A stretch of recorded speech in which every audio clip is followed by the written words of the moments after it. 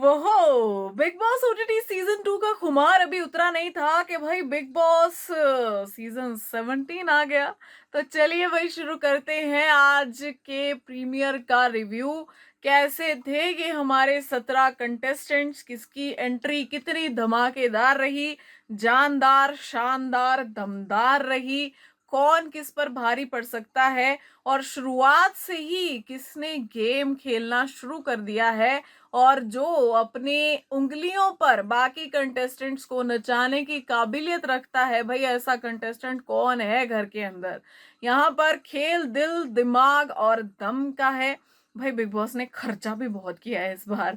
तो यहाँ पे हमने सबसे पहले देखा भाई मनारा की एंट्री होती है। फर्स्ट इंप्रेशन मेरे लिए तो कुछ ऐसा रहा पर्सनली कि काफी मतलब ओवर कॉन्फिडेंट सी, और साथ ही साथ ओवर एक्टिंग सी हो रही थी स्टेज के ऊपर, मतलब जो है नहीं वो दिखाने की कोशिश की जा रही थी। तो ये उस तरीके के कंटेस्टेंट होते हैं जो स्टेज पर बहुत कुछ बोलते हैं एंड फिर 1 या 2 हफ्ते में वो पूरे मोमबत्ती की तरह बुझ जाते हैं। फिर वो कहीं नजर नहीं आते हैं या फिर उनको समझ नहीं आता, वो कंफ्यूज हो जाते हैं कि अब वो करे तो करे क्या, कहे तो कहे क्या। तो मनारा मुझे कुछ ऐसी लग रही है, हालांकि वो पूरा गेम को पकड़ने की कोशिश कर रही हैं लेकिन ऐसा हो नहीं पा रहा है, और टक्कर भी मुनव्वर से ले रही हैं, तो थोड़ा सा मुश्किल तो यहाँ पर है।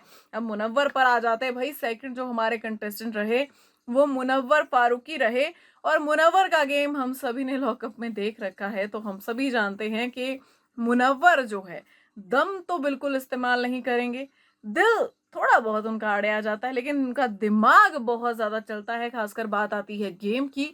तो मुनव्वर की एंट्री बहुत ही शानदार रही है दोस्तों, एंड मुनव्वर ने अपना खेल भी शुरू कर दिया है। इस वक्त अगर घर वाले किसी के इर्द गिर्द घूम रहे थे, आज जो भी आप चीजें देख रहे थे, छोटे छोटे छोटे छोटे जो सीन देख रहे थे, वो साफ साफ यही बयां कर रहे थे कि घर वाले मुनव्वर के आसपास घूम रहे हैं भाई।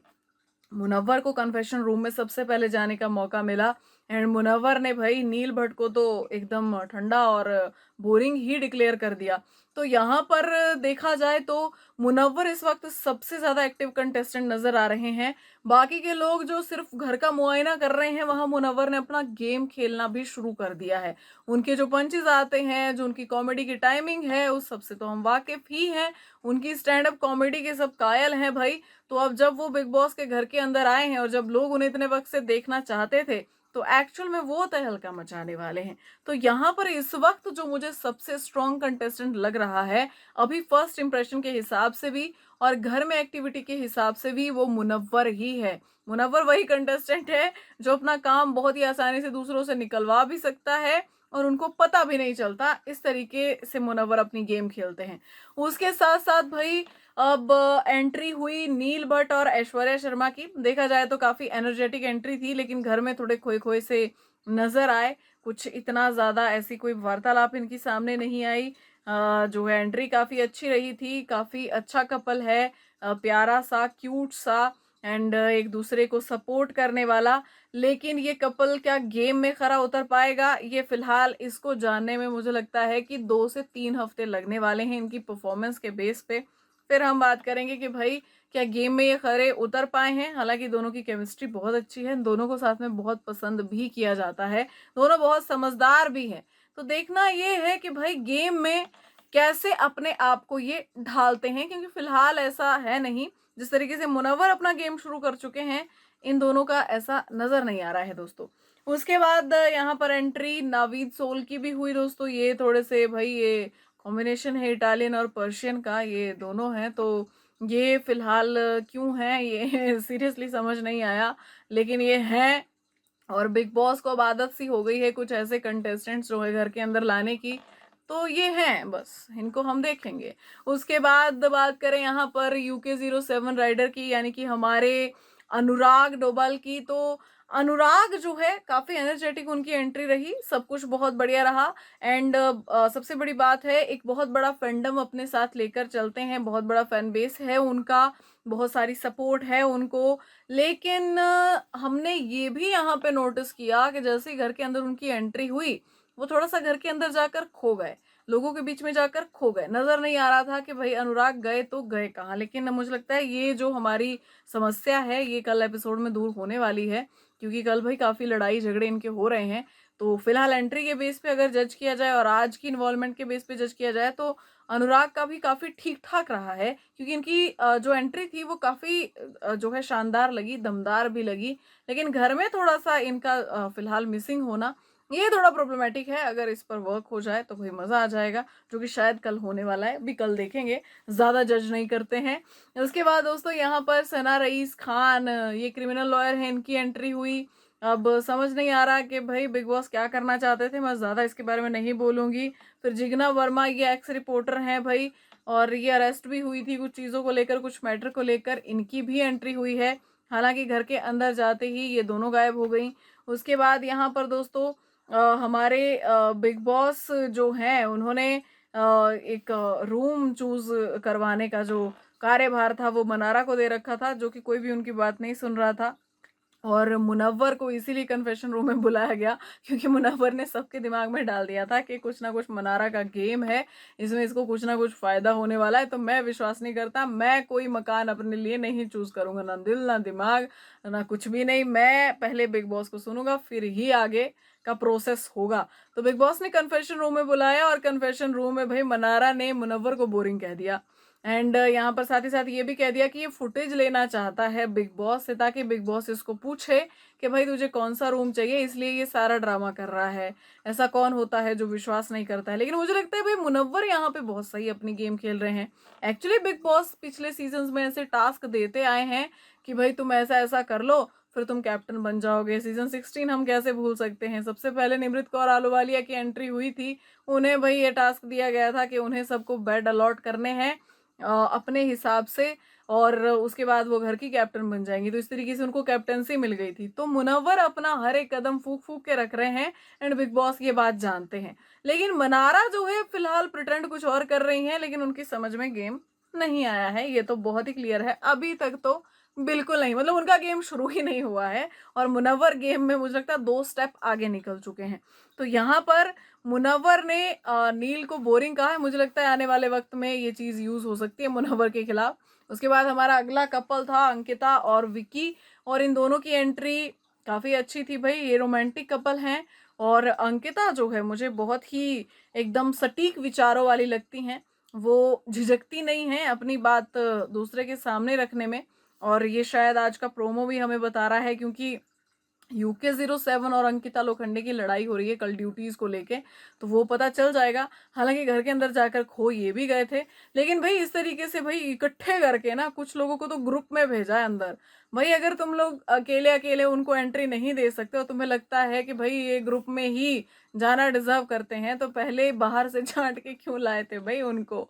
अगर इस तरीके से एंट्रियां करवानी थी, किसी एक को इम्पोर्टेंस नहीं मिल रही है, 3-3 लोगों को एक साथ बुलाया जा रहा है स्टेज पे, आओ अपना नाम बताओ और घर के अंदर जाओ भाई, इस तरीके की चीजें हो रही थी। तो भाई कुछ कंटेस्टेंट तो मुझे समझ ही नहीं आ रहे हैं कि आखिरकार किस बेसिस पे फिलहाल उन्हें बिग बॉस के घर के अंदर लाया गया है। यहाँ पर जो है दोस्तों काफी चर्चा है इस वक्त अंकिता लोखंडे की और विक्की जैन की। अंकिता जो है ट्रेंड कर रही हैं, मुनव्वर फारूकी जो है ट्रेंड कर रहे हैं। तो ये वो लोग हैं जिन्हें जनता एक्चुअली घर के अंदर देखना चाहती है। भाई बाकी के क्या कर रहे हैं समझ नहीं आ रहा है। मतलब थोड़े ऐसे कंटेस्टेंट भी हैं जो बिल्कुल ही ऐसा लगता है कि शायद ये इस शो के लिए नहीं है। हालांकि ये बहुत ज़्यादा होगा अभी अगर इसी तरीके से जज किया जाए, हम बाद में देखेंगे। सोनिया बंसल हैं, थोड़ी सी चुलबुली लगी, हो सकता है आगे अच्छा कर सकती हैं, और लास्ट मिनट पे इनका कॉन्फर्मेशन हुआ है, तो ये लास्ट मिनट में घर के अंदर इनकी एंट्री हुई है। उसके बाद भाई फिरोज़ा खान आई, उसके बाद सन्नी आर्या जो कि तहलका भाई के नाम से जाने जाते हैं, प्रैंक करते हैं वो और उनकी वाइफ बहुत ही फनी कंटेंट बनाते हैं, हस्बैंड वाइफ वाला भी, एक दूसरे को पूरा मतलब वो जो हस्बैंड वाइफ की लड़ाइयाँ होती हैं वो पूरा पूरा इनका कंटेंट है। तो उनकी वाइफ भी अब वहाँ पर आई, तो वो भी थोड़ी सी चीज़ें रही, हमें देखना होगा भाई तहलका भाई घर के अंदर तहलका मचा पाएंगे कि नहीं। वैसे मारपीट पर तो ये लोग उधर ही आए हैं। और उसके बाद भाई एंट्री यहाँ पे हमने देखी रिंकू धवन की भी, यूट्यूबर गेमर अरुण की, और उसके बाद आए भाई हमारे बवाली लोग अभिषेक कुमार और ईशा मालविया। भाई सबसे पहले तो ये था कि ये क्लियर ही नहीं था कि दोनों ने एक दूसरे को डेट किया है कि नहीं किया है। एक तरफ से खबरें आती थी किया है, एक तरफ से ईशा मालविया कहती थी हम तो दोस्त हैं। लेकिन आज बहुत ही अच्छे तरीके से क्लियर हो गया कि डेट भी किया है, ब्रेकअप भी हुआ है। रिलेशनशिप एक टाइम पे बहुत अच्छा भी रहा है, और चीजें इतनी गंदी भी हुई हैं कि मतलब हद से पार, मतलब इनका कुछ टॉक्सिक तरीके का रिलेशनशिप बन चुका था, जैसे जितना मैं समझ पाई हूँ इनकी बातों से।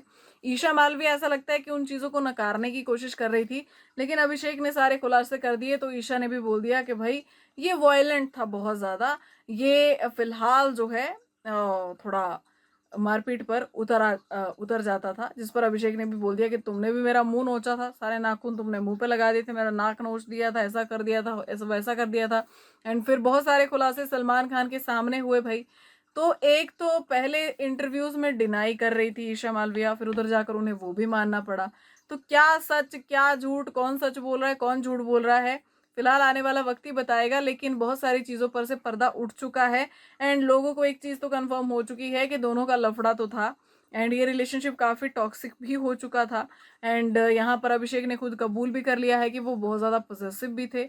इवन उनको जो है फिलहाल जो सीन होते हैं रोमांटिक, जैसे उडारिया में अंकित और जस्मीन का किरदार ईशा निभा रही थी, वहां पर भी रोमांटिक सीन आते थे या शादी का सीन आता था, तो भाई वो बवाल कर देते थे अभिषेक, और ईशा को वो संभालना बहुत ज्यादा मुश्किल हो जाता था।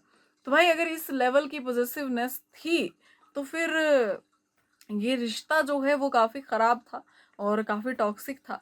तो फिर इस रिश्ते में मतलब मुझे लगता है कि दोनों लोगों को दूर दूर रहना ही ज्यादा बेटर है। अगर इस तरीके की ऑब्सेशन, इस तरीके की पॉजिटिवनेस हो जाए तो ये थोड़ा सा गलत हो जाता है, क्योंकि दोनों का प्रोफेशन कुछ ऐसा है कि उन्हें तो जो है इस तरीके की चीजें करनी होंगी। आज इस एक्टर से मिले, इसके साथ जो है रोमांटिक सीन है, टीवी में बहुत सारी चीजें होती हैं, एक्टर बहुत सारी चीजें वो करते हैं, प्रोफेशनली करते हैं, उनका उनके साथ कोई लेना देना नहीं होता। कई तो एक दूसरे को जानते भी नहीं है, फिर भी उनका सीन है क्योंकि वो उस किरदार में है।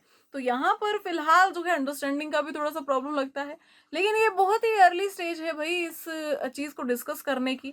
जितना भी इन लोगों ने बताया, अभी सलमान खान को भी गुस्सा आ गया था कि तुम दोनों जिस तरीके की बातें कर रहे हो नेशनल टेलीविजन पर, ये नहीं होनी चाहिए। और मुझे लगता है कि थोड़ा सा जो डांट लगाई है सलमान खान ने वो थोड़ा सा ठीक भी है, लेकिन कल के एपिसोड में ये भी अपना अलग तहलका मचाने वाले हैं। एंड अभिषेक एक्चुअली बहुत ज्यादा एग्रेसिव नजर आ रहे हैं। बाकी आगे देखते हैं भाई क्या होता है, कहीं ऐसा ना हो कि इस एग्रेशन के चक्कर में इनका गेम जो है वो शुरू होने से पहले ही खत्म हो जाए, क्योंकि जिस लेवल पे चीजें जा रही हैं उस लेवल पे जानी नहीं चाहिए। आप सभी को क्या है कहना भाई, कैसा लगा आज का एपिसोड? और हमारे जो कंटेस्टेंट्स आए हैं, 17 कंटेस्टेंट्स हैं, आपका फेवरेट कौन, आपके मन को कौन भाया, जरा हमें कमेंट सेक्शन में बताइएगा जरूर। फिर कल से कंटिन्यू करते हैं, लाइव आते हैं, आपके कमेंट्स पढ़ेंगे भाई, मजा आने वाला है। तब तक के लिए अपना ध्यान रखिए। Good night guys, bye bye.